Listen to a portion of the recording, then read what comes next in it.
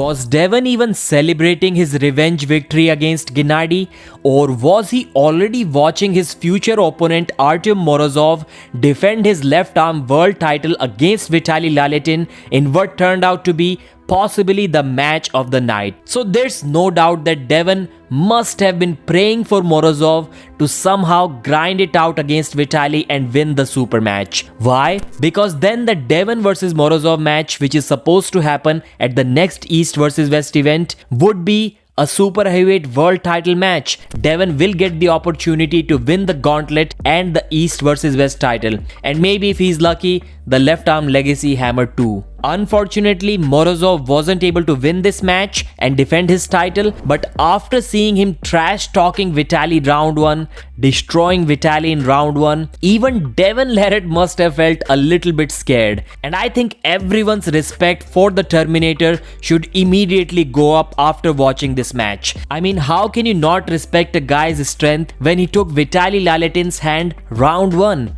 Who does that? VITALY had to be more versatile than ever. He literally had to bring out a flop press for the first time in his life. That's how serious this match was. He had to show more endurance than ever, and only then he was able to win the match 4 pins to 2. So what's next for the Terminator? Where should Morozov go from now? So at first, the confirmed match is against Devon LARRATT if Morozov isn't injured. It looked like he may have been slightly injured in round 5 of this super match. I hope he isn't injured, but he did say in the post-match interview that he would like to take some rest now. So maybe the Devon LARRATT match isn't confirmed if Morozov is not feeling healthy, but let's assume that match is going to happen. What did Devon learn from this match? Or what did Morozov learn from this match? First of all, the positive points for Morozov are he was able to take VITALY's hand round 1. That is going to worry Devon a lot, for sure. Then the second positive point was he also brought out a flop press. That's the weapon that you must have if you want to beat Devon. Another thing which Devon probably didn't like seeing too much. Then the bad things for Morozov. His endurance. He was never gassed out ever,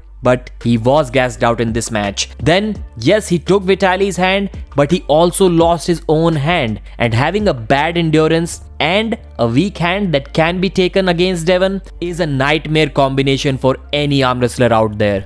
So I just think that the Devon vs Morozov match got even more exciting. And what if Devon beats Morozov? Then does he go for VITALY next? I think we can discuss this topic in a separate video. And we cannot forget about another guy who lost with a similar score to VITALY, Kamil Jablonski. Kamil vs Morozov seems to be a good match on the left arm too, and obviously if Morozov gets on the winning streak again, which I'm sure he will, then why not a VITALY LALETIN rematch? That is inevitable in the future.